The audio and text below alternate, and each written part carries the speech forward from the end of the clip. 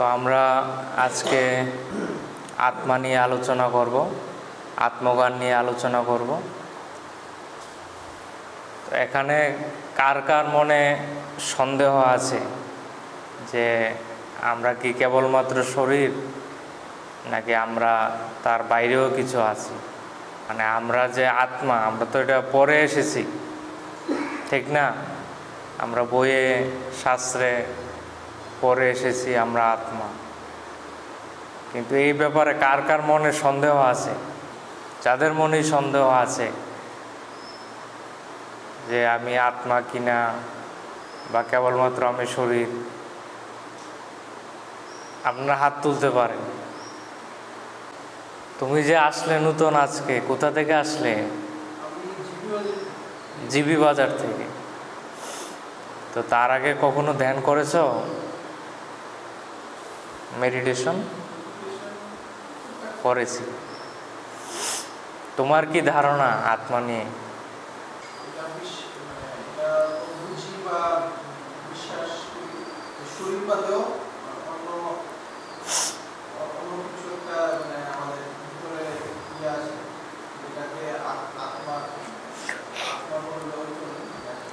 হ্যাঁ, মানে তোমার মনে বিশ্বাস আছে যে আমরা শরীরের বাইরেও কিছু আছি, যেটাকে আত্মা বলে বা অন্য কিছু বলে। তো মেইন সমস্যাটা হচ্ছে এখানেই, আমরা বিশ্বাস করি যে আমরা আত্মা। আমরা প্রায় সকলেই এটা বিশ্বাস করি আমরা আত্মা, কিন্তু আমরা এটা জানি না। জানা একটা জিনিস, বিশ্বাস করা আর একটা জিনিস। তো এই ব্যাপারে আমাদের গুরু ওশো খুব জোর দিয়েছেন যে আমাদের জানতে হবে, কেবলমাত্র মানলে হবে না। আমরা যদি কেবলমাত্র মানি কিংবা বিশ্বাস করি, সেই বিশ্বাসটা যে কোনো সময় ভেঙে যায়। এটা খুব দুর্বল হয় এই বিশ্বাস। এই ব্যাপারে আত্মা নিয়ে আমরা একটু বিস্তারিত আলোচনা করব, যেন আপনারা সবাই সেই ধারণাগুলি পরিষ্কার হয় এবং স্ব অভিজ্ঞতা অর্জন করতে পারে। নিজ অনুভূতি চাই। আমরা সকলেই যাদের ধ্যানের অভিজ্ঞতা নেই, ধ্যানের অনুভব নেই, আমরা বিশ্বাস করি আমরা আত্মা। কিভাবে এই বিশ্বাসটা এলো? তুমিই বলো, নতুন এসেছো, তোমার মধ্যে বিশ্বাসটা কোথা থেকে সৃষ্টি হলো যে তুমি আত্মা? হ্যাঁ, তো কারণটা হচ্ছে তুমি হিন্দু ফ্যামিলিতে জন্ম নিয়েছ, তোমার মা বাবা হিন্দু, এবং হিন্দু শাস্ত্রে রয়েছে যে আমরা আত্মা। হ্যাঁ, বইয়ে রয়েছে। সেই পুঁথিগত জ্ঞান তোমার মা বাবা পেয়েছে, কিংবা মা বাবা তার গুরু থেকে শুনেছে যে আমরা হচ্ছে আত্মা। সেই মা বাবা তোমাকে সংস্কার দিয়েছে, মা বাবা থেকে শিখেছ, টিভির সিরিয়াল থেকে শুনেছ, নানা প্রবচনে শুনেছ, জাস্ট এতটুকুই। যেহেতু একজন, দুইজন, 10 জন বলছে আমি আত্মা, আমরা আত্মা, আমাদের বারবার জন্ম হয়, এই থেকেই একটা বিশ্বাস তৈরি হয়ে গেল। মা বাবাও বলছে, টিভির সিরিয়ালও বলছে, গীতা মহাভারত রামায়ণও বলছে, নানা জায়গায় ধর্মীয় প্রবচনেও বলছে, কিন্তু সেটা তোমার শোনা কথা, শোনা জ্ঞান। এটা তোমার নিজস্ব জ্ঞান নয়, নিজস্ব উপলব্ধি নয়। এটাই হচ্ছে সমাজের সবচেয়ে ধ্বংসের কারণ, আধ্যাত্মিকতার পতনের কারণ, নষ্টের কারণ, যে আমাদের নিজ অভিজ্ঞতা নেই, স্ব অভিজ্ঞতা নেই, নিজস্ব অনুভব নেই। তো এই যে নিজস্ব অনুভব নেই, তার কারণে কি হচ্ছে আমি ধীরে ধীরে তোমাদের আত্মজ্ঞানের দিকে নিয়ে যাব। আত্মা সম্পর্কে আমরা ডেপথে আজকে আলোচনা করব, ডেপথে যাব। খুব মনোযোগ দিয়ে শুনবে। এই যে কাল্পনিক একটা বিশ্বাস তৈরি হলো, সেটার দ্বারা তোমার ভিতরের জ্ঞান ফুটছে না, ভিতরের যে পরিপক্কতা, আত্মজ্ঞান, সেটা তৈরি হচ্ছে না।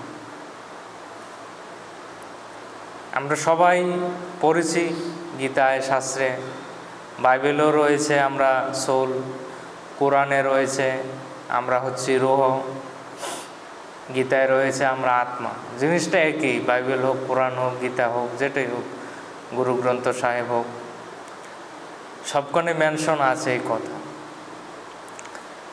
এবং এটাও আছে আত্মার কোয়ালিটিস, আত্মার গুণ, যে আত্মাকে কেউ মারতে পারে না, কোনো শস্ত্র তাকে কাটতে পারে না, আগুন তাকে জ্বালাতে পারে না, বায়ু তাকে শুকাতে পারে না। এই যে যদি ব্যাপারগুলো হয়, তাহলে আমরা দুঃখিত কেন হই? আত্মাকে যদি কেউ কাটতে পারে না, আত্মার যদি জন্ম হয় না, মৃত্যুও হয় না, আত্মাকে যদি আগুন জ্বালাতে পারে না, বায়ু শুকাতে পারে না, জলের মধ্যে দিয়েও ট্রাভেল করতে পারে, আকাশের মধ্যেও ট্রাভেল করতে পারে, সর্ব জায়গায় বিরাজমান করতে পারে, তাহলে আমরা নিজের জীবন নিয়ে এত দুঃখিত কেন? বাড়িতে যদি বাবা মারা যায়, মা মারা যায়, তখন আমরা এত দুঃখিত হই কেন? প্রশ্ন দাঁড়াচ্ছে এখানে, একটু গভীরে যাও, চিন্তা কর। যখন এই আত্মজ্ঞানটা নিজস্ব অনুভূতিতে আসবে, স্ব অনুভূতি হবে, আত্মজ্ঞানটা পরিপক্ক হবে, তখন আমরা সকল অবস্থাতেই আনন্দিত থাকতে পারব। আমার মা মারা যাক, বাবা মারা যাক, সদ্যজাত সন্তান মারা যাক, স্ত্রী মারা যাক, দুঃখের কিচ্ছু নেই। কারণ আমরা খুব লিমিটেড, আমাদের নলেজ আমরা লিমিটেডভাবে দেখতে পারি, সেই জন্য আমরা দুঃখিত হই। আমাদের আত্মজ্ঞানটা পরিপক্ক হয়নি, আমাদের আত্মজ্ঞান আসেইনি। শুধু থিওরিটিক্যাল তুতা পাখির মতো গীতা বসে বসে গীতার শ্লোক পড়লাম, প্রতিদিন 700 শ্লোক পড়ে নিলাম, তারপরও কোনো লাভ হচ্ছে না। আপনি যেই জায়গায় আছেন সেই জায়গাতেই আছেন, কোনো ট্রান্সফরমেশন, ইনার ট্রান্সফরমেশন হচ্ছে না। নিজের প্র্যাকটিক্যাল অভিজ্ঞতাগুলি দিয়ে চিন্তা করুন একবার। আমার বাড়িতে যদি কেউ মারা যায়, আমি দুঃখিত হব না। আমি এই স্থিতিতে এসেছি, একটা শূন্যতা তৈরি হবে কিছুদিনের জন্য, যে আমার মা ছিল, বাবা ছিল, আমার সন্তান ছিল, স্ত্রী ছিল, সে চলে গেছে, কিন্তু এখানে দুঃখের কিচ্ছু নেই, কারণ আত্মার মৃত্যু নেই। সে মরে গেলেও তাকে আমি দেখতে পাবো, মরে গেলেও তার সাথে কথা বলা যায়। আধ্যাত্মিক পথে যারা রয়েছে, কত কত মানুষ এত শোকাগ্রস্ত, ট্রমাতে চলে যাচ্ছে, মানসিক ডিপ্রেশনে চলে যাচ্ছে, সাইকিয়াট্রিস্টের কাছে যাচ্ছে, মনোচিকিৎসকের কাছে যাচ্ছে, ডিপ্রেশনের ট্যাবলেট নিচ্ছে, তার ব্রেকআপ হয়ে গেছে সাধারণ মাত্র এতটুকু, বা তার ডাইভোর্স হয়ে গেছে। মৃত্যু তো অনেক দূরের, সামান্য সামান্য রিলেশনশিপের এগুলি আমরা এত গভীরে চলে যাই, এত ইমোশনালি হার্ট হয়ে যায়। এগুলি সব কিছুর পেছনে হচ্ছে আমাদের অজ্ঞানতা, আধ্যাত্মিক জ্ঞানের অভাব। আমাদের গুরু ব্রহ্মশ্রী সুভাষপত্রীজি সর্বদাই বলে থাকেন, spiritual health is the root, physical health is the fruit. Spiritual health মানে আধ্যাত্মিক স্বাস্থ্য, আধ্যাত্মিক জ্ঞান, আধ্যাত্মিক চর্চা, এগুলা হচ্ছে আমাদের শিখর গুড়া, আর এটার ফল হচ্ছে আমাদের ফিজিক্যাল হেলথ। আধ্যাত্মিক চর্চা করলে, আধ্যাত্মিক গানে থাকলে, ধ্যান করলে, সৎসঙ্গ করলে, সেটা আমাদের শিখর তৈরি হয়, গুড়া তৈরি হয়। সেটা যদি ঠিক থাকে, আমাদের মেন্টাল হেলথ ঠিক থাকলে ফিজিক্যাল হেলথও ঠিক থাকবে। এটাকে ডাক্তারদের ভাষায়, মনোবিজ্ঞানীদের ভাষায় সাইকোসোমেটিক বলা হয়। সাইকি ক্রিয়েট সোমা, যেমন মন তেমন তন। যেরকম মনের ভাবনা, চিন্তা, বিচার ইমোশন থাকবে, এরকম শরীর হবে। মন যদি দুঃখিত থাকে, মন যদি আবেগগ্রস্ত থাকে, শোকাগ্রস্ত থাকে, বিষণ্ণতায় থাকে, তাহলে শরীরও ভেঙে পড়বে। যারা অত্যাধিক স্ট্রেস, ডিপ্রেশনে থাকে, দুঃখে থাকে, যাই হোক, তার ফাইন্যান্সিয়াল লস হতে পারে, তার স্ত্রী বিয়োগ হয়েছে, সন্তানের বিয়োগ হয়েছে, ব্যবসায় লস হয়েছে, কেউ তার সাথে ধোঁকা দিয়েছে, বাটপারি করেছে, নানা ধরনের এক একজনের এক এক সমস্যা। তার কারণে সে ডিপ্রেশনে চলে যায়, হতাশাগ্রস্ত হয়ে পড়ে, আবেগগ্রস্ত হয়ে পড়ে, সবাইকে অবিশ্বাস করতে শুরু করে, কারোর প্রতি ট্রাস্ট থাকে না, অবিশ্বাস, সবাইকে, সমাজে সবাইকে শত্রু মনে হয়, মনের অবস্থা খুব জরাজীর্ণ হয়ে যায়। ওই অবস্থায় তার শারীরিক অবনতি ঘটে, তার শরীরের চেহারায় কালো ছাপ, শরীর রুগ্নতা, sugar, pressure, diabetes, thyroid, cholesterol, নানা ধরনের রোগ তার শরীরে বাসা বাঁধে। কারণ তার সাইকিটা ঠিক নেই, মানসিক অবস্থাটা ঠিক নেই। একদম রিল্যাক্স, আরাম করে বসুন।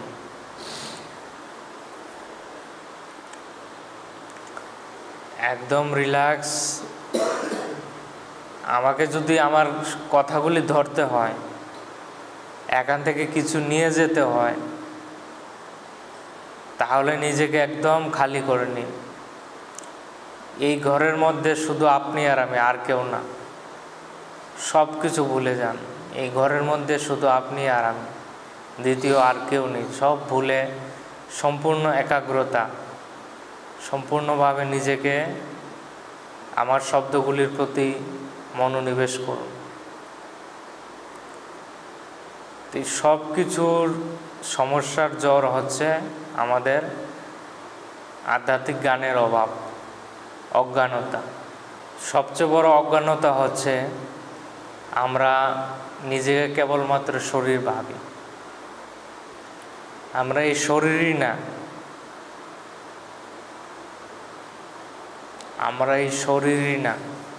We are the energy beings in this human body. যখন আমরা আত্মা সম্পর্কে জেনে যাব, প্র্যাকটিক্যাল অভিজ্ঞতা আসবে, তখন আমরা এই ছোটোখাটো নানা বিষয়গুলি থেকে মুক্ত হয়ে যাব।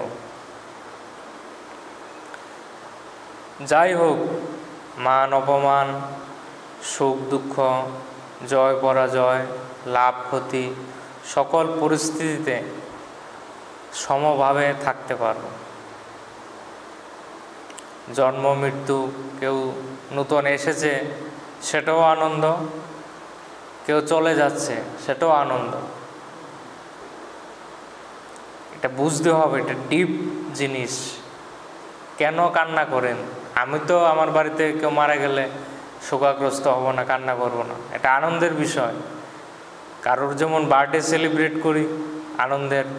কারোর জন্ম হয়েছে, এটাও আনন্দের। তার মৃত্যুটাও আনন্দের। এখন বুঝতে হবে মৃত্যুটা কেন আনন্দের, মৃত্যুটা আমরা কেন সেলিব্রেট করব। ধরো দুর্গাপূজা এসেছে, তোমার বাবা তোমাকে একটা নতুন কাপড় গিফট করলো, নতুন জামা গিফট করলো দুর্গাপূজাতে, তখন কি তুমি দুঃখিত হবে না আনন্দিত হবে? বলো আমাকে। নতুন জামা পেলে আনন্দিত হবে, খুশি হবে। ঠিক তেমনি আত্মার যখন এই শরীরটা, আত্মা তো এটা বাস করে, এই শরীরটা আত্মা বাস করে, যখন এটা জরাজীর্ণ হয়ে যায়, চলতে পারে না, নানা রোগে জর্জরিত, ঊর্জা ফ্লো হতে পারে না নারীমণ্ডল দিয়ে, উঠতে কষ্ট, বসতে কষ্ট, নিচে বসতে পারছে না, চেয়ারে বসতে হয়, উঠতে চলতে আত্মার অসুবিধা হচ্ছে এই শরীরটা নিয়ে। এই বস্ত্রটা নানা জায়গায় ছিঁড়ে গেছে, জরাজীর্ণ হয়ে গেছে, তার মধ্যে আর প্রাণ ঊর্জা নেই। তখন আত্মা যখন নতুন আর একটা বস্ত্র পাবে, সেটা তার জন্য কি আনন্দের মুহূর্ত না দুঃখের মুহূর্ত? আনন্দের মুহূর্ত। সে একটা নতুন জামা পাচ্ছে, খুশি। আর এই সময় আমরা কি করি, পরিবারের মানুষ হাই হুল্লা লাগিয়ে দিই, আরে আরে সে চলে যাচ্ছে চলে যাচ্ছে, আর কত থাকতো এই পুরান জামা নিয়ে। এটা তো আনন্দের সময়, নতুন জামা পাবে, খুশি। এই সময় তাকে ঈশ্বরের কাছে প্রার্থনা করবেন সেজন্য তার পরবর্তী জীবন আরও আনন্দের হয়, সুখময় হয়, সেজন্য আধ্যাত্মিক প্রগতি করতে পারে, এমন পরিবারে জন্ম নিতে পারে বা এমন কোনো যুগের পরিবারে জন্ম নিতে পারে যেখানে তার আধ্যাত্মিক যাত্রা সুগম হয়, সেজন্য তার আত্মার প্রগতি করতে পারে। খুশির খবর, দুঃখের খবর না। মা যাক, বাবা যাক, যেই যাক, সবাই সোল প্ল্যান করে আসে।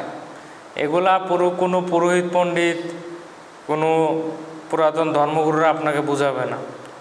আমি যা বুঝাই স্পিরিচুয়াল সায়েন্স, অভিজ্ঞতা থেকে। স্পিরিচুয়াল সায়েন্সের হাজার হাজার পুস্তক আছে বর্তমানে, নিউ এইজের স্পিরিচুয়াল সায়েন্সের পুস্তক, কোনো ধর্মীয় শাস্ত্রীয় পুস্তক নয়। ওগুলি বুঝতেই পারবেন না পুরাতন পুস্তকগুলো, কারণ এগুলো সংস্কৃতে লেখা।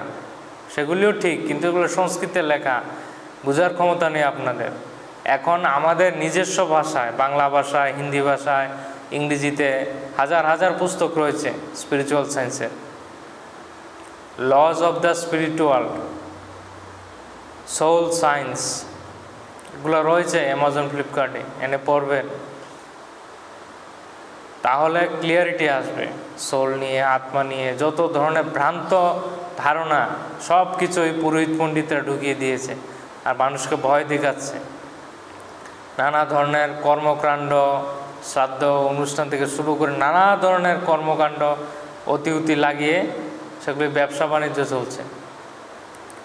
যতক্ষণ পর্যন্ত নিজ অভিজ্ঞতা না আসবে, এগুলি ক্লিয়ারিটি না আসবে, ততদিন ভয়ে ভয়ে দিন কাটাবে। শুধু তারা ভয় দিতে জানে, ভয় দিয়ে শোষণ করে আর টাকা আদায় করে, ব্যবসা চালিয়ে যায়। তো পরিষ্কার আপনি যখন জেনে যাবেন যে আত্মা, তাহলে আত্মার কোয়ালিটিগুলি নিয়ে চিন্তা করবেন যে আত্মা তো শুধু এক জন্মের না, সে অসংখ্য জন্ম ধরে নানা শরীরে এসেছে। বিষয়টা পরিষ্কার, আপনি শুধু এই জন্মের না। এই যে ছেলেটা আসলো, তোমার নাম কি? দীপ্তনু দেবনাথ। তো ওর বয়স এখন সামান্য, কিন্তু সে সামান্য না।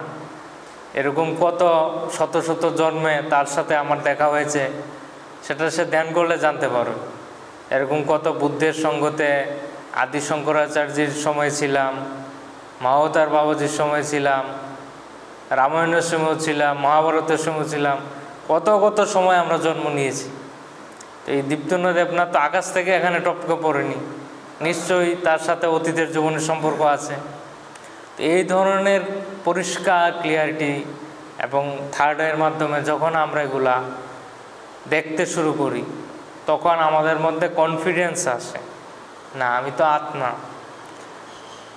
তো এখানে আমরা কেন এসেছি, আত্মা, তখন আমাদের বিবেক বুদ্ধিতে একটা স্ট্রাইক হয়।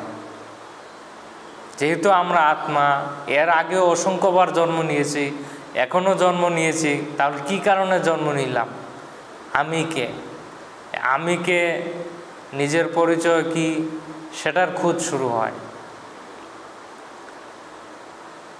আমি এর আগে সে যখন তারপর আমির খুঁজে বের হবে, নিজের মধ্যে একটা কোশ্চেন জাগবে, আমার এই জন্মের উদ্দেশ্য কি, আমি এখানে কেনই বা আসলাম, কেনই বা আমি এই দেবনাথ পরিবারে জন্ম নিলাম, কেনই বা আমি জিবি বাজারে জন্ম নিলাম।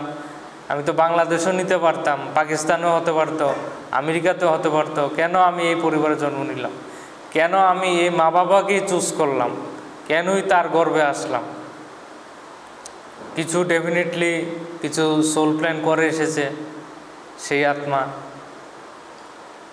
এরকম আমরা সবাই সোল প্ল্যান কি সেটাও আমি বলে দিই। আমরা সকল আত্মারা জন্মের আগে একটা নিজস্ব প্ল্যান তৈরি করে এই পৃথিবীতে জন্ম নিই, যে আমি এই জন্মে কি করব।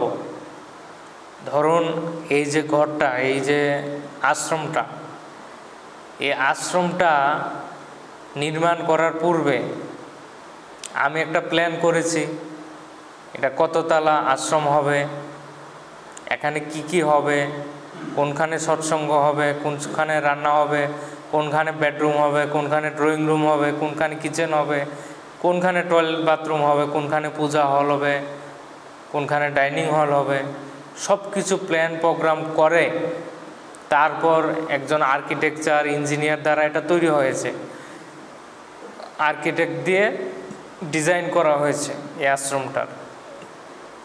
তারপর মিউনিসিপ্যালিটি থেকে অ্যাপ্রুভ হয়েছে, তারপর ইঞ্জিনিয়ার দ্বারা কনস্ট্রাকশন হয়েছে, এরপরেই আশ্রমটা নির্মাণ হয়।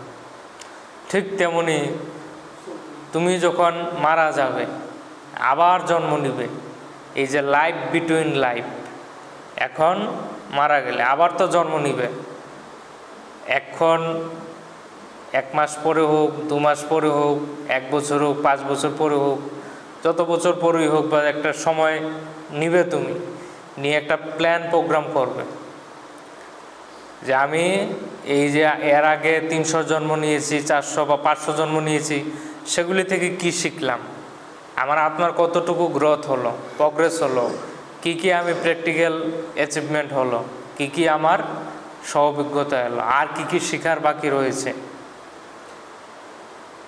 তার মধ্যে আবার কি কি আমি নেগেটিভ কর্ম তৈরি করে ফেললাম, মানে কি কি কর্ম আমার রয়েছে, সেটা পজিটিভ হোক নেগেটিভ হোক, মানে প্রারব্ধ কর্ম, সেগুলো রিভিউ করা হয়। মৃত্যুর পর আমরা অ্যাস্ট্রাল ওয়ার্ল্ডে যাই, আমাদের স্পিরিট গাইডরা বা ইষ্টদেব বা যেই গুরু থাকে, অ্যাঞ্জেলরা, গুরুরা তোমাকে নিয়ে যাবে সূক্ষ্ম জগতে, সূক্ষ্ম লোকে, সেখানে নিয়ে একটা মিটিং হয়, আলোচনা হয়, প্রথম সেখানে নিয়ে তোমাকে হিলিং করা হবে। যদি তোমার মৃত্যু কোনো দুর্ঘটনায় ঘটে, ধরো আপনার মৃত্যু কোনো অ্যাক্সিডেন্ট হলো, ট্রাকের নিচে পড়ে মৃত্যু হলো, জলে ডুবে মৃত্যু হলো, কেউ তোমাকে গুলি করলো, শ্যুট করলো, পাহাড় থেকে পড়ে,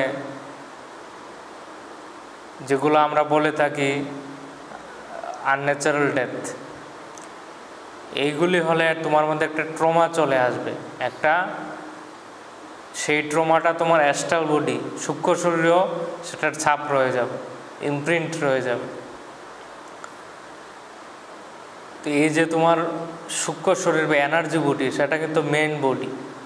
এই শরীরটা তো পঞ্চতত্ত্ব দিয়ে তৈরি, এটা পৃথিবী থেকে এসেছে, পৃথিবী মাথা থেকে, মাটির দেহ, জল, বায়ু, অগ্নি, আকাশ, এই পঞ্চতত্ত্ব দিয়ে তৈরি, এটা পঞ্চতত্ত্বের সাথে বিলীন হয়ে গেল। বাকি যে এনার্জি বডিটা যেটা বের হয়ে যাবে, সেটাতেও তোমার সেই ড্যামেজ হয়ে যায়, ট্রমা চলে আসে, ইমোশনাল ট্রমা, মাইন্ড, সে মাইন্ড ক্যারি হয়। শরীর ছুটে গেলে মনের মৃত্যু হয় না, সেই মনটা, ইমোশনটা, সেটাও ক্যারি ফরওয়ার্ড হয় সেই অ্যাস্ট্রাল বডির সাথে, এনার্জি বডির সাথে, সেটাও ড্যামেজ হয়ে যায়। যদি তোমার কেউ পেটে চাকু ঢুকিয়ে বা নির্মমভাবে হত্যা করলো, বা যে কোনো ট্রমাতে হত্যা হলো, তখন সেখানে অ্যাস্ট্রাল ওয়ার্ল্ডেও হাসপাতাল রয়েছে, সেখানে হসপিটালে বিভিন্ন বড় বড় এনার্জি হিলার রয়েছে। এই পৃথিবী থেকে যারা সোলরা গিয়েছে, মুক্ত হয়েছে, ট্রানজেন্ট হয়ে গিয়েছে, বা এনলাইটেন মাস্টার, তারাও সেখানে রয়েছে, বড় বড় ডাক্তাররা, নানা ডাইমেনশনের ডাক্তার রয়েছে, তারা তোমাকে হিল করবে এনার্জি দ্বারা, নানাভাবে সার্জারি করে সেগুলা আনওয়ান্টেড এনার্জিগুলো বের করে দেয়।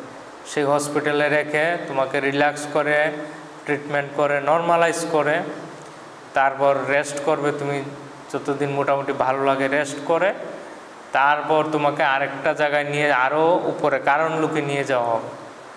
সেই লোয়ার অ্যাস্ট্রাল ওয়ার্ল্ড, আপার অ্যাস্ট্রাল ওয়ার্ল্ড থেকে কারণ লোকে, সেই কারণ লোকে তোমার সোল প্ল্যান তৈরি হয়, সেখানে তোমার কর্মগুলো রয়েছে। সেই কারণ শরীর নিয়ে সেখানে কারণ লুকে যাবে। সেখানে তোমার সকল কর্মগুলো দেখতে পাবে। অতীতের সকল জন্মগুলা একটা হলের মতো থাকে, সেই হলে নিয়ে তোমাকে বসাবে, এটাকে হল অফ মেমোরি বলে। সেখানে টিভির ডিসপ্লে, বিশাল টিভির ডিসপ্লের মতো থাকে, সেখানে তোমার সকল জন্মগুলা খুব মিনিটেই চট করে চলে আসে, একের পর একের পর স্লাইড।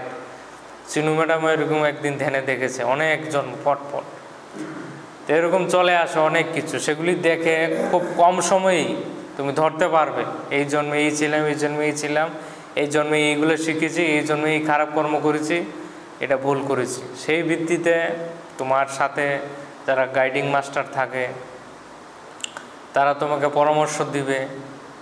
একটা কাউন্সেলিং টিম থাকে সেখানে, প্রায় 13 জন না কতজন মাস্টারের একটা কাউন্সেলিং টিম থাকে। সেখানে তোমার গুরু থাকবে, ইষ্টদেব থাকবে, নানা অ্যাঞ্জেলরা থাকবে, পূর্বপুরুষরা থাকবে, তোমার সোলমেটরা থাকবে। তারা তোমাকে গাইড করবে, কারণ তোমার একটা হিউম্যান এক্সপিরিয়েন্স নিয়ে এসেছ, তোমার সেই চিন্তা ভাবনাই বেশি থেকে যায়। সেটা থেকে যেন ওভারকাম করে তোমার সেই ট্রু নেচারে আসতে পারো, তারা তোমাকে গাইড করবে, হেল্প করবে। তুমি তখন একদম নিউট্রাল স্টেটে দেখতে পারবে। তখন সেই যে সঞ্চিত কর্ম রয়েছে, কর্ম 4 প্রকারের। একটা হচ্ছে সঞ্চিত কর্ম, মানে টোটাল কর্ম তোমার, সেখানে ভালো মন্দ সব কিছুর সাম রয়েছে, ভালো মন্দের এত এত জন্ম, 400-500 জন্ম নিয়ে এনেছে, সবগুলো সঞ্চিত রয়েছে, স্টোর। এটাকে ব্যাঙ্ক অ্যাকাউন্টের মতো ধরতে পারো। সেখান থেকে সামান্য কিছু কর্ম চুজ করে আমরা নিয়ে নিই। একটা জন্মে তো আমি এত এত কর্ম ভোগ করতে পারবো না, এই সামান্য একটু সময় আমরা জন্ম নিচ্ছি। এখানকার 100 বছর, সেখানকার একদিন ধরতে পারো। এখানকার 100 বছর, সেখানকার একদিন। এই একদিনের জন্য আমরা আসি। এত তো কর্ম, তো সেখান থেকে সামান্য ধরো তোমার 100টা কর্ম জমানো আছে, সেখান থেকে তুমি 10-15টা নিলে বা 20টা কর্ম নিলে, এই 20টার মধ্যেও তুমি ভালো মন্দ মিক্সচার করে নিয়ে আসো। যেগুলি ভালো করেছো সেগুলি বুক করার জন্য তুমি ভালো কিছু চুজ করে নাও। ধরো তুমি 8টা কর্ম ভালো নিলে আর 12টা কর্ম খারাপ নিলে, নিজেই চুজ করে নাও, তোমাকে গাইড করবে তারা। তুমি এই জন্মে তোমার সোল ইভলিউশন করার জন্য এই পরিবারে জন্ম নিতে পারো, আর এই কর্মগুলা ভোগ করতে হলে তোমাকে এই রাজ্যে জন্ম নিতে হবে। সেখানে তুমি ওই সময়ে ওই ব্যক্তিটার সাথে প্রতারণা করেছিলে, তার ব্যবসায় তার থেকে 10 লক্ষ টাকা বাটপারি করেছে, এখন সে তোমার থেকে 10 লক্ষ টাকা 12 লক্ষ টাকা চুরি করবে, তোমার ব্যবসায় ঠকাবে, সেটা ব্যালেন্স হয়ে যাবে। ওই জন্মে তুমি তাকে রেপ করেছো, এখন সে তোমাকে রেপ করবে, তোমার মার্ডার করবে। এরকম নিজেই প্ল্যান দেখে রেডি করে আসো, সেই অনুসারে হয়। ভালো হয়তো তো কর্ম করেছো, তার জন্য ভালো হবে, ভালো ব্যবসা, ভালো চাকরি, ভালো ফ্যামিলি, ভালো মাতা পিতা, ভালো পরিস্থিতি তুমি নিজেই চুজ করে আসো। এটাকে বলে কর্ম সিদ্ধান্ত। আধ্যাত্মিকতা নানা নিয়ম রয়েছে, লজ রয়েছে। আমরা যেমন এখানে দেখি ভৌতিক বিজ্ঞানে, ফিজিক্যাল সায়েন্সে ল অফ গ্র্যাভিটেশন, আরও কী কী ল রয়েছে না, এরকম আধ্যাত্মিকতায়ও অনেকগুলো ল রয়েছে। এইগুলো যখন স্টাডি করবে তখন বুঝতে পারবে আমাদের সাথে যাই হচ্ছে কোনো কিছুই কোইন্সিডেন্স নয়, কোনো কিছুই এমনিতেই ঘটছে না, সব কিছুর পিছনে কারণ রয়েছে। Everything is cause and effect. তুমি অতীতে যা যা করে এসেছো সেই ভিত্তিতেই এখন বর্তমানে হচ্ছে, আর বর্তমান সময়ে যা যা করছো তার ভিত্তিতে ভবিষ্যৎ হবে। মানে তুমি তোমার ভবিষ্যতের নির্মাতা। ক্লিয়ার? আমাদের ভবিষ্যতের নির্মাতা আমরাই। কোনো ভগবান উপর থেকে বসে আমাদের ভাগ্য লিখে না,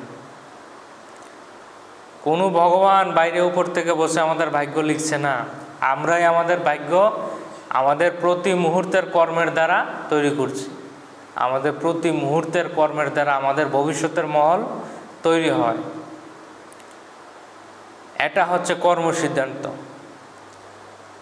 এটা কোনো জ্যোতিষরা আপনাকে শেখাবে না, মনে রাখবেন। তাহলে জ্যোতিষের ব্যবসা শেষ হয়ে যাবে, তাদের আংটি বিক্রি করা শেষ হয়ে যাবে। জ্যোতিষ বলবে আসো তোমার ভাগ্য আমি পাল্টে দেব, এটা নিয়ে নাও বাবু 12,000 টাকা, এটা রেড কোরাল, এটা আমেরিকা থেকে এনেছে, এটা এই দেশ থেকে এসেছে, এটা চকচক করছে। তো জ্যোতিষরা কখনো এগুলি বলবে না।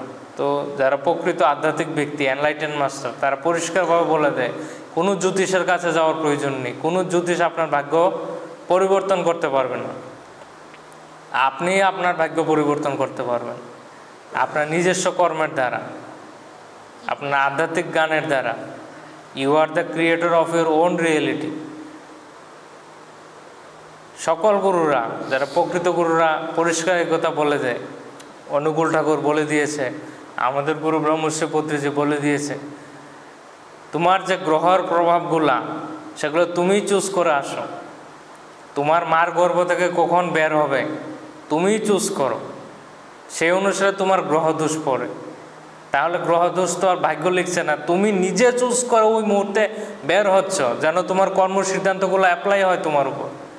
গ্রহের দোষ ঠিক আছে, এটা না করি না, তুমি চুজ করো ওই গ্রহতে আমি জন্ম নেব, কারণ ওই প্রভাবগুলো আমার উপর পড়তে হবে।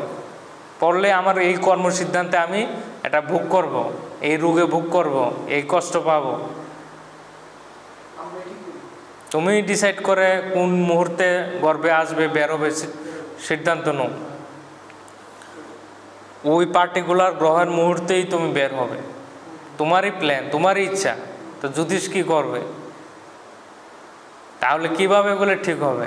এগুলো একমাত্র গ্রহের প্রভাব, গ্রহ দোষ, কোনো কিছু কাজ করে না। যখন তুমি সারেন্ডার হয়ে, ডিভাইনের প্রতি সারেন্ডার হয়ে ঈশ্বরের কাজ করবে, ধ্যান করবে, তখন কোনো গ্রহ দোষ তোমার উপর কাজ করবে না।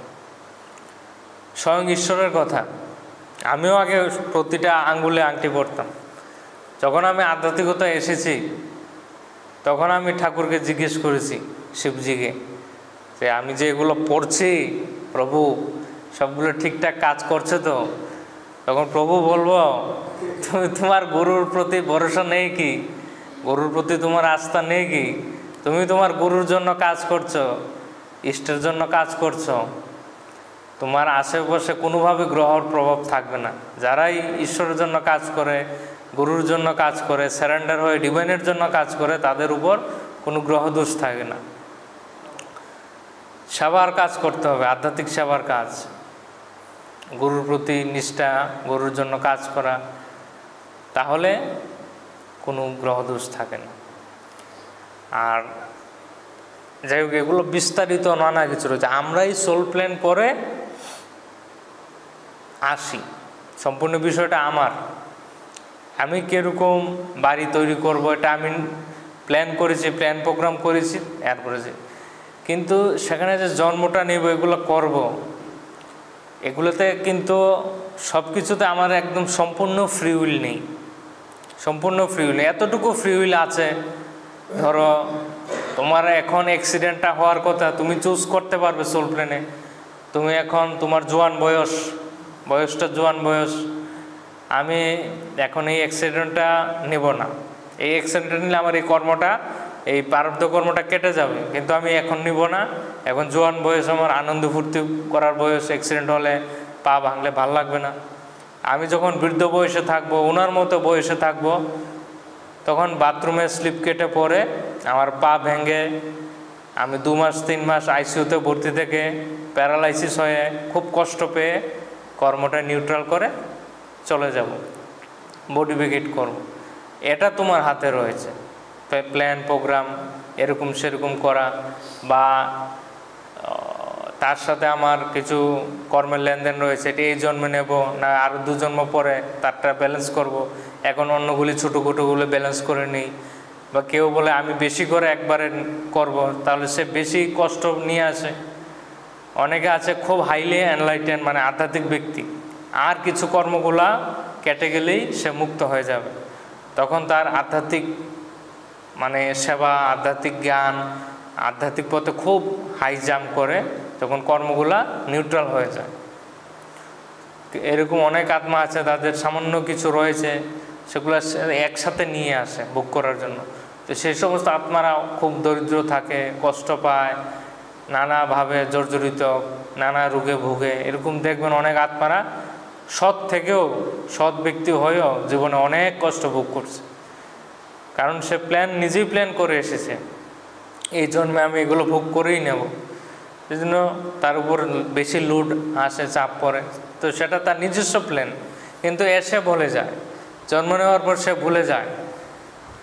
রহস্যটা এটাই, সে সব কিছু ভুলে যায় তার সোল প্ল্যান কী। কারণ সে যদি এই সামান্য শরীরে এসে, যখন আত্মা, তখন তার মধ্যে ক্যাপাসিটি বেশি, এনার্জি বেশি।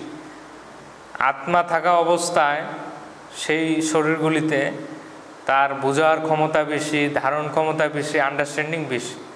কিন্তু এখানে আমরা খুব পঞ্চতত্ত্বের শরীরে আসি, এটা বেশি এনার্জি ধারণ করতে পারবে না। চেতনারও, সোলেরও একটা অংশ আসে মাত্র, সম্পূর্ণ সোলটাও আসে না। এই লিমিটেড বডিতে, লিমিটেড অবস্থায় আমাদের যদি এতগুলো জন্ম আমরা একসাথে মনে রাখতে পারি, মনে রাখার চেষ্টা করি, তাহলে আমরা পাগল হয়ে যাব। তো জন্মের সময় একটা আধ্যাত্মিক নিয়ম আছে, আমাদের একটা এমনেশিয়া দেওয়া হয়। যখন সোল আসে, বেরোবে মার গর্ভ থেকে, এমনেশিয়া দেওয়া হয় অ্যাস্ট্রালি। যেমন আমাদের অ্যানেস্থেসিয়া দিলে, ডাক্তাররা সার্জারি করবে, সেখানে অ্যানেস্থেসিয়া দিলে সেই জায়গাটা অবশ হয়ে যায়। সেই জায়গাটার যে সিগন্যালগুলো আমাদের ব্রেইনে পাঠায়, সেই নার্ভগুলা সক্রিয় থাকে না, তো সিগন্যালটা ট্রান্সফার হয় না বলে আমরা সার্জারিটা ধরতে পারি না। কিন্তু ব্যথা ঠিকই হচ্ছে, কিন্তু ওগুলা যাচ্ছে না আমাদের ব্রেইনে। তো ঠিক তেমনি একটা অ্যাস্ট্রালি অ্যামনেসিয়া দেওয়া হয় আমাদের অ্যাস্ট্রাল বডিতে, সেই জন্য আমরা অতীতের সকল জন্মগুলো ভুলে যাই। তাহলে আমরা একটা নূতন ফ্রেশ কাগজ হয়ে যাই। ফ্রেশ কাগজ হলে আমরা সহজেই এগুলো আমরা কষ্টগুলা হোক, আনন্দগুলো হোক, নিতে থাকি, জীবনটাকে ভোগ করতে থাকি। কিন্তু একটা সময় আসে ভোগ করতে করতে, তখন আমার মনের মধ্যে প্রশ্ন ওঠে, ঠাকুর আমি কেন এত কষ্ট ভোগ করছি, আমার জীবনে কেন এত দুঃখ, বা তার সাথে কোনো দুর্ঘটনা ঘটলো, এরকম নানা ইনসিডেন্টগুলি ঘটলো। এইগুলি ঘটার ফলে তার মনের মধ্যে প্রশ্ন জাগে, ঠাকুর আমি কেন এত দুঃখে আছি, কেন আমার জীবনে এত কষ্ট। তখন সে আধ্যাত্মিক খোঁজ শুরু করে, তখন সে তার প্রশ্নের উত্তরগুলি খোঁজার চেষ্টা করে, নানা জায়গায় যায়, সৎসঙ্গে যায়, নানা গুরুদের খোঁজ করে, আধ্যাত্মিক ব্যক্তিদের খোঁজ করে। তখন তার জীবনে সঠিক গুরু চলে আসে। সেই সঠিক গুরু আসলে তাকে ধ্যান শিখাবে। সে যখন ধ্যানে বসবে, ধ্যান করবে, তার ত্রিনেত্র জাগ্রত হবে। ত্রিনেত্র জাগ্রত হলে সে তখন নিজেই তার অতীতের জন্মগুলো দেখতে শুরু করবে, ঠাকুরের সাথে কথা বলতে পারবে। তুমি আমি যেমন সাক্ষাতে কথা বলছি, ঠিক তেমনইভাবে সে নানা ঠাকুর দেবদেবীর সাথে কথা বলতে পারবে। বিশেষ করে তার যে সৃষ্টিকর্তা, তার এটাকে বলা হয় ওভার সেলফ, হায়ার সেলফ, তার ক্রিয়েটর। যেমন আমার ক্রিয়েটর হচ্ছে মহাদেব, তোমার ক্রিয়েটর অন্য কেউ হতে পারে, গণেশ ঠাকুর হতে পারে, মা দুর্গা হতে পারে, কালী হতে পারে, XYZ হতে পারে, কোনো মুনি ঋষি হতে পারে। তো সে তারই অংশ, তুমি তারই সন্তান, তুমি। সে আসবে তোমাকে গাইড করবে, হেল্প করবে ধ্যানে বসলে। গুরুরা তো আসবেই, বিশেষ করে তোমার হায়ার সেলফ বা ওভার সেলফ তোমাকে হেল্প করবে, তোমার প্রশ্নের উত্তরগুলি দেবে। তোমাকে বিশেষ প্রশ্ন করলে দেখাবে, দেখো বাবু তুমি ওই জন্মে তার সাথে বাটপারি করেছিলে, তার সাথে প্রতারণা করেছিলে, তাকে প্রেমে ধোঁকা দিয়েছ, এই জন্য তোমার সাথে এরকম হচ্ছে। এটা তুমি চুজ করে নিয়ে এসেছো, তোমারই সোল প্ল্যান। তাহলে কি করবে? অ্যাকসেপ্ট করতে হবে। তখন তুমি বুঝে যাবে যা হচ্ছে সব ঠিক হচ্ছে। আমার অ্যাক্সিডেন্ট হয়ে পাও কাটা গেছে, এটাও ঠিক। আমার সাথে 10 লক্ষ টাকা প্রতারণা করেছে, এটাও ঠিক। আমি অনেক ভালো আছি, ভালো গাড়ি আছে, বাড়ি আছে, বউ বাচ্চা আছে, এটাও ঠিক, এটাও আমি ভালো কর্ম করেছি, অতীতে অনেক সমাজ সেবার কাজ করেছি, অতীতে অনেক মানুষকে ধ্যান শিখিয়েছি, এগুলি আমার ফল। এগুলি কুকর্ম করে এসেছি, এগুলির জন্য আমি ভোগ করছি, এগুলিটাও আমার ফল, দুটোই আমার ফল। ক্লিয়ারিটি আসলো? মোবাইলটা ওইদিকে রাখো, মোবাইলটাই হচ্ছে একটা বড় রোগ। তো এইভাবে আমরা সোল প্ল্যান করে জন্ম নিই, সেইভাবে আমাদের জীবনটা চলতে থাকে। সুখ দুঃখ, নানা অবস্থা পরিস্থিতি সব কিছু মিলে যায়, এভরিথিং সোল প্ল্যানের সাথে। এবং এই সোল প্ল্যান আবার চেঞ্জও করা যায়। তুমি ঠাকুরের প্রতি ভক্তি সহকারে সেবার কাজ করলে, ঠাকুরের নির্দেশে স্পিরিচুয়াল ওয়ার্ক করলে, সেবার কাজ করলে, ডিভাইন ওয়ার্ক করলে, তখন তোমার এই কর্মগুলো আবার ডিজলভ হতে শুরু করে। ধ্যান করলে তোমার মধ্যে নলেজ এসে গেল, নলেজ আসলে তোমার পাস্ট লাইফের কর্ম ধীরে ধীরে পরিষ্কার হতে শুরু করে। এই জন্য গীতায় লেখা আছে, গান অগ্নি দগ্ধ কর্ম ন। ধ্যান থেকে আসে গান, গান থেকে আসে মুক্তি। এই গানের আগুনে সকল কর্ম পুরে ছাই হয়ে যায়। গান অগ্নি দগ্ধ কর্ম ন। গান হচ্ছে এত পবিত্র, তোমার মধ্যে আন্ডারস্ট্যান্ডিং এসে গেল যে আমি করেছি, এই শাশুড়ি হয়ে বউকে এত নির্যাতন করেছি, তাকে কষ্ট দিয়েছি, এই জন্যই এবার সে আমার শাশুড়ি হয়ে গেল, আর সেই শাশুড়ি বউ হয়ে গেল, এখন তাকে করছে। তুমি এক জন্মে পুরুষ থাকো, আর এক জন্মে স্ত্রী হয়ে যাও। আমরা কিন্তু কোনো জেন্ডার না, পুরুষও না, আমরা মহিলাও না, আমরা হচ্ছে আত্মা, আমরা হচ্ছে বিশুদ্ধ চেতনা, কনসিয়াসনেস। অসীম রহস্য রয়েছে এই আত্মজগতে। এটা পোশাক, এবার পুরুষ পোশাক নিয়েছো, এবার কোনো সময়ে স্ত্রীর পোশাক নিয়েছো, এরকম চলতে থাকে হাজার হাজার জন্ম। আত্মা হচ্ছে চেতনা, বিশুদ্ধ চেতনা।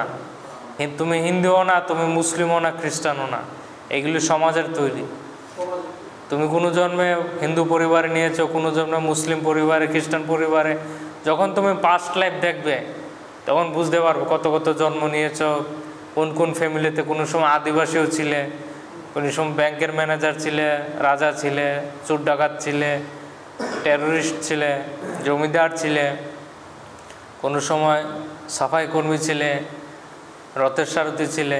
অসংখ্য জন্ম আমরা নিয়ে আসি, নানা রোল প্লে করি। তো সব কিছু এখন নাটক চলছে, অভিনয় চলছে, ওটা বুঝে যাবে। তখন তোমার মধ্যে পিপাসা তৈরি হবে, কিভাবে আমি এই নাটক থেকে বের হব, কিভাবে এই মায়ার থেকে বের হব, মুক্ত হব। তখন মনের মধ্যে আগুন জ্বলবে, তখন তুমি গুরুর সন্ধান করবে, বা গুরুই তোমাকে এগুলা দিতে থাকবে, এটা করে দেখো, এটা করে দেখো, এটা করে দেখো। তখন সঠিক রাস্তায় চললে তোমার মুক্তির পথ সেবার কাজের মাধ্যমে সুগম হবে। ধ্যান করতে হবে এবং সেবার কাজ করতে হবে, সে তাহলে মুক্ত হয়ে যাবে। মুক্ত মানে কোনো শরীর থেকে মৃত্যু হলে মুক্ত নয়, শরীরের থেকেই মুক্তি। তোমাকে যখন কোনো দুঃখ স্পর্শ করতে পারবে না, সেটাই মুক্তি। যেই হোক, যেই পরিস্থিতি, আমরা যদি শোকাগ্রস্ত না হই, দুঃখিত না হই, মান অপমান, জয় পরাজয়, লাভ, গান আসলে তোমাকে মায়া আবদ্ধ করতে পারবে। গানের এত বড় শক্তি। না হলে আমরা সব কিছু ওই মনের খেলাতে আটকে থাকি, আমরা মনের গোলাম হয়ে আছি। মন চায় আমাদের ছুটে নিয়ে যায়, মন যেদিকে যায় মনের পিছনে আমরা ছুটি। মন চায় আমার এই সুন্দর গাড়িটা লাগবে, আমার এই সুন্দর নারীটা লাগবে, সুন্দর বাড়িটা লাগবে, সুন্দর জুয়েলারি লাগবে। বউ বলবে আমাকে পূজায় এই 10,000 টাকার শাড়িটা কিনে দাও, হ্যাঁ জুয়েলারিটা কিনে দাও। যখন তোমার মধ্যে জ্ঞান আসবে, প্রকৃত জ্ঞান, নলেজ, তখন এই ডায়মন্ড সেট, জুয়েলারি, সোনার জুয়েলারি আর তোমার নর্মাল জুয়েলারি, সোনা আর লোহা একই হয়ে যাবে। যখন তোমার মধ্যে জ্ঞান আসবে, কোনো ডিফারেন্স নেই। ওইটাও মেটাল, এটাও মেটাল। কেন কেন সবাই সোনার পেছনে পাগল? ধরুন তো মেটাল। কারণ এটা সমাজ তৈরি করেছে। সমাজ যদি বলতো লোহাটা বেশি দামি, তখন ওইটার দাম বেড়ে যেত আর সোনার মূল্য থাকতো না। এটা সাইকোলজি, মাইন্ডসেট তৈরি করেছে সমাজের লোক। আফ্রিকানরা দেখবেন অনেক বড় বড় এদিকে গর্ত করে রাখে, ঠোঁটের মধ্যে পুরিয়ে রাখে, কানে ফুরিয়ে রাখে। তারা সমাজ ব্যবস্থা তৈরি করেছে যাদের বেশি কান ফুরিয়ে রাখবে, ঠোঁটে ফুরিয়ে রাখবে, তারা বেশি সুন্দরী মহিলা। তো তারা এরকম জন্মের থেকেই বড় বড় ছেদ করতে থাকে নাকে, মুখে, ঠোঁটে, আফ্রিকানরা। আমাদের নারীরা সেটা করে না। সমাজে যেটা তৈরি করে ওইটার সেখানে প্রচলন বেশি। চীনেরা কি করেছে, চীনি মহিলারা তাদের পাগুলি ছোট থাকলে তারা বেশি সৌভাগ্যশালী, লক্ষ্মী, তারা বেশি সুন্দরী চীনা মেয়েদের। তো তাদের সমাজ ব্যবস্থার সময় থেকে তাদের জন্মের পর থেকে লোহার জুতা তৈরি করে রাখতো, পা যেন না বড় হয় চীনি মেয়েদের। যার যেটা সমাজে অন্ধের মতো প্রচলন করেছে। মানুষ একটা ন্যাচারালভাবে আসে, এটার মধ্যে মানুষ এখন শরীরটা নিয়ে এত ছেড়খানি করছে। কেউ টেটু তৈরি করছে হাতে, বুকে, পায়ে, কেউ 50টা কানের পড়ছে, কেউ পেটের মধ্যে কানের পড়ছে। বিশৃঙ্খল অবস্থা। ন্যাচারাল যে শরীরটা দিয়েছে পরমাত্মা, এটা কত সুন্দর। কেউ পা ছোটো করতে হবে, কেউ গলাটা লম্বা করতে হবে, গলাতে লোহার লাগিয়ে উপরে লম্বা করে অনেক দেশের লোকেরা। এগুলো নানা কিছু অন্ধবিশ্বাস, কুসংস্কার, ধর্মীয় মান্যতা সমাজে চলছে। সেগুলি থেকে বের হয়ে আসা, সচেতন হওয়া, এটাই হচ্ছে আধ্যাত্মিকতার মূল লক্ষ্য। নিজেকে জানা, নিজের আত্মা সম্পর্কে জানা। যতক্ষণ পর্যন্ত আমরা নিজেকে না জানব, নিজের পরিচয় কি, আমাদের জীবনের উদ্দেশ্য সম্পর্কে আমরা পরিষ্কার না হব, কেন আমার জন্ম হয়েছে, ততদিন আমরা অন্ধকারেই হাতড়াচ্ছি, অন্ধকারেই আমাদের জীবন কাটছে। আমাদের ধ্যানে আসলে নিজের মধ্যে পরিবর্তন আসে, জ্ঞান আসে, শারীরিকভাবে আমরা সকল রোগ থেকে আরোগ্য হই। সকল রোগ ধ্যানের মাধ্যমে আরোগ্য হয়ে যায়। আমাদের কর্মগুলা ব্যালেন্স হয়, কর্মগুলা দ্রুত নিউট্রাল হয়। সঙ্গে আমাদের শুদ্ধ সাত্ত্বিক আহার গ্রহণ করতে হবে, না হলে আমাদের আবার কর্ম তৈরি হচ্ছে। শুদ্ধ সাত্ত্বিক আহার, শাকাহারী না হলে, মাছ মাংস আমিষ আহার গ্রহণ করলে আমাদের কর্ম বন্ধনে পড়ে যায়। সেগুলি বুক করার জন্য আমাদের নানা রোগ আসে। এই যে হাসপাতালে এত রুগীরা এমনি নয়, এগুলো কারণ আছে, এই জন্যই রোগে ভুগছে। কারণ ছাড়া কোনো কিছু হয় না।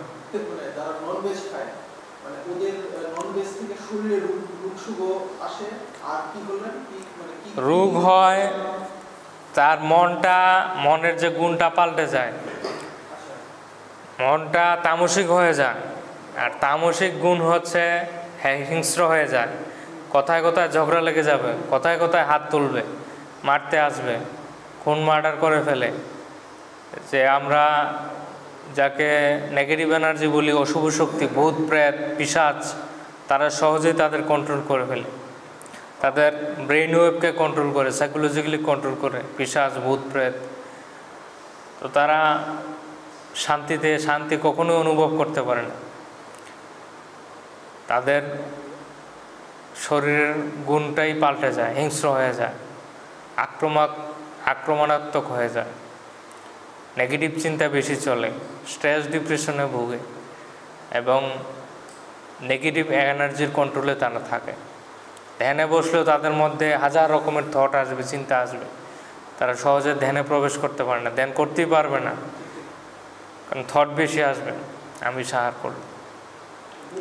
আধ্যাত্মিকতায় যদি উন্নতি চাও এবং নিরোগী হতে চাও, যদি রোগে ভুগতে না চাও, কষ্ট পেতে না চাও, সাফারিং না চাও, তাহলে আজ থেকেই শাকাহারী হয়ে যাও, ননভেজ ছেড়ে দাও।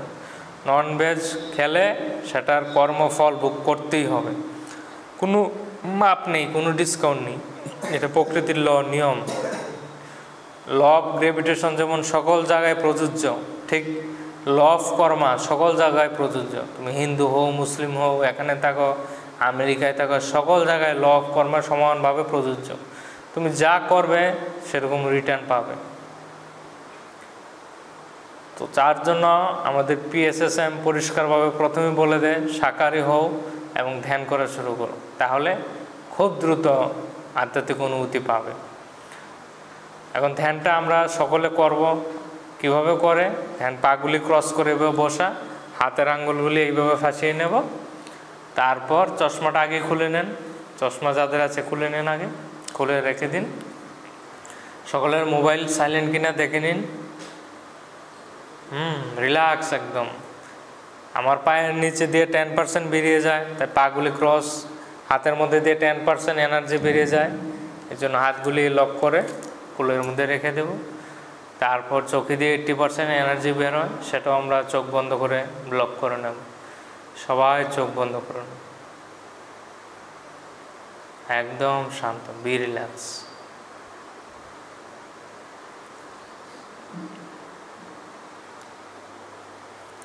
সম্পূর্ণ শরীরটা একদম ঢিলা ছেড়ে দাও।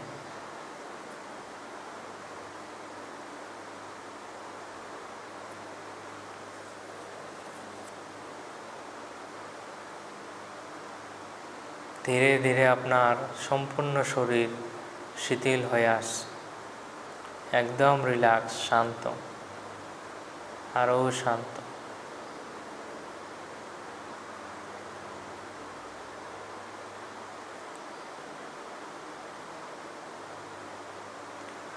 সব কিছু ভুলে এখন আমরা আমাদের মধ্যে আগত নির্গত শ্বাসকে পর্যবেক্ষণ করব। কিভাবে শ্বাস আমাদের মধ্যে প্রবেশ করছে এবং বেরোচ্ছে, প্রতিটা শ্বাসকে আমরা পর্যবেক্ষণ করব। শ্বাসকে কেউ জোরে টানবেন না, ছাড়বেন না।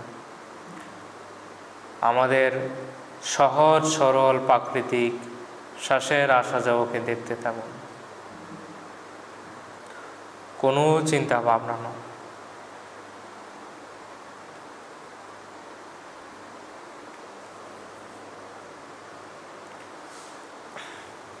ধীরে ধীরে আপনার মন শান্ত হয়ে আসে। ধ্যানে বসে কোনো প্রকার মন্ত্র জাপ, দেবদেবীর কল্পনা, গুরুর স্মরণ কোনো কিছুই করবেন না। শুধুমাত্র সহজ সরল প্রাকৃতিক শ্বাসের আসা যাওয়াকে পর্যবেক্ষণ করতে থাকুন। আপনার নাকের ডগায় বসে, অর্থাৎ আপনার ব্রুজগুলের মাঝে ত্রিনেত্র স্থানে আপনি বসে যান। সজাগ হয়ে বসে প্রতিটা শ্বাসকে অনুসন্ধান করুন। অন্তরের দৃষ্টি দিয়ে প্রতিটা শ্বাসকে দেখতে থাকুন, একদম স্থির, রিল্যাক্স। আমি যতক্ষণ না বলি কেউ চোখ খুলবেন না।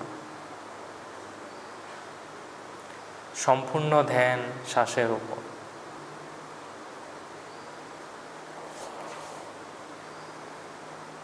কোনো চঞ্চলতা নয়, একদম রিল্যাক্স। ধ্যান মানে শ্বাসের সঙ্গে থাকা, শ্বাসের সাথে বন্ধুত্ব করো, শ্বাসের সাথে হারিয়ে যাও। আমি মিউজিক চালিয়ে দিচ্ছি, আপনারা সবাই সঙ্গীতের সঙ্গে ধ্যানে প্রবেশ করুন, যেন একটি শ্বাসও বাদ না যায়। প্রতিটা শ্বাসকে সজাগ হয়ে দেখতে থাকুন।